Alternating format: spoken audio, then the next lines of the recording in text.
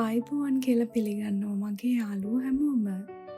අද අපි ඔයාලට අරගෙන ආවේ රසම රස කෝපි කේක් එකක් පුළුන් වගේ ඉක්මනට හදාගන්න විදිහයි.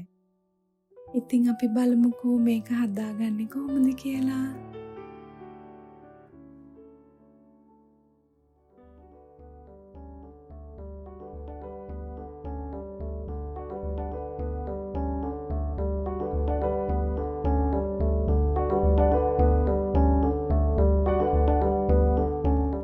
මුලින්ම මේ වගේ පොඩි භාජනයකට මම ඉන්ස්ටන්ට් කෝපි මේස හැන්දක් දැම්මා. ඒකට මද රස්නෙන් කිරි මේස හැඳි දෙකක් තමයි ඒ දාගත්තේ.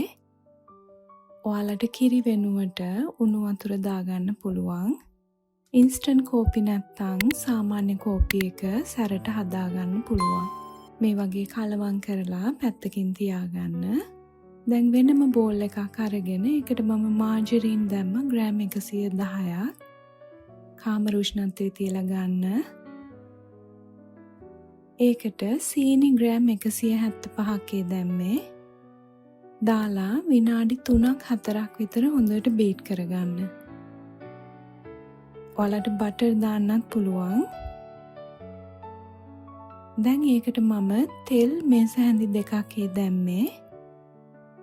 ඔයාලා කෑමට පාවිච්චියට ගන්න ඕනම තෙල් එකක් ගන්න පුළුවන්. ඒකත් පොඩ්ඩක් කලවම් කරලා තව විනාඩි 2ක් විතර මම බීට් කරගන්නවා.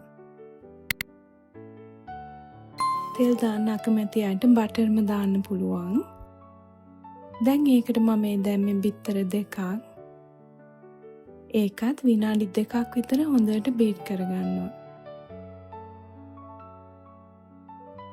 මේ මම දාන්නේ යෝගට් පැණි රස නැති එක මම දැම්මේ. ඔයාලට කර්ඩ් දාන්න පුළුවන් මුදවපු කිරේ. ඒක හොයාගන්න බැරි නම් ඔයාලට පුළුවන් කඩෙන් ගන්න සාමාන්‍ය වැනිලා යෝගට් එකක් දාන්න. මම ග්‍රෑම් 120ක් දැම්මා. ඒකත් එක්කම අපේ කෝපි මිශ්‍රණයක් දාගත්තා. දාලා මේ විදිහට පොඩ්ඩක් කලවම් කරලා ආයෙ බීට් කරගන්න තමයි යන්නේ.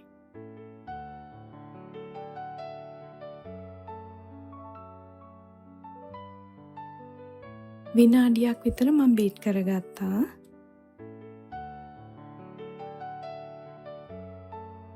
දැන් මම ඒකටම පිටි එක හලා ගන්නවා. පිටි ග්‍රෑම් 200යි. බේකින් පවුඩර් තේ හැඳි 1/4යි.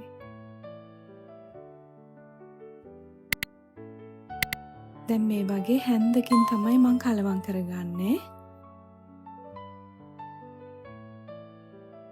දැන් හොඳට මිශ්‍ර වෙලා තියෙන්නේ.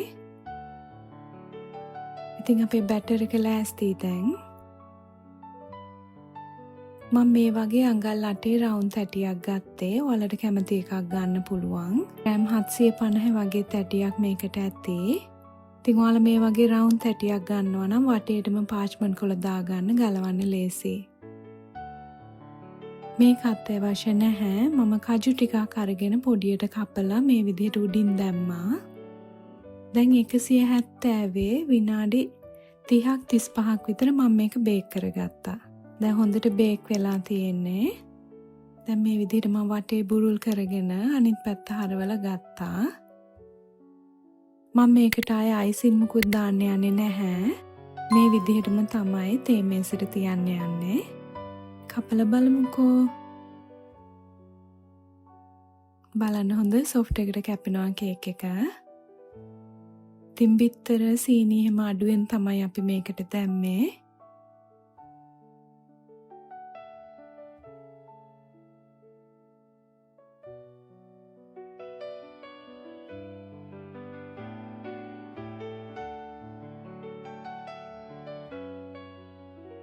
ඉතින් පැණි රස ගතිය අඩුයි මේ කේක් එකේ. ඒ වුණාට හොඳ සොෆ්ට් එකට තියෙනවා. ඔයාලත් හදලා බලලා අපිට කමෙන්ට් එකක් දෙන්නකෝ.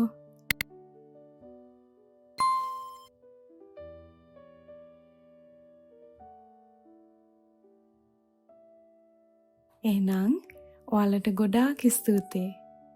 ආයෙත් අලුත් රෙසිපි එකකින් අපි හමු වෙමු. ඔයාලට සුබ දවසක්.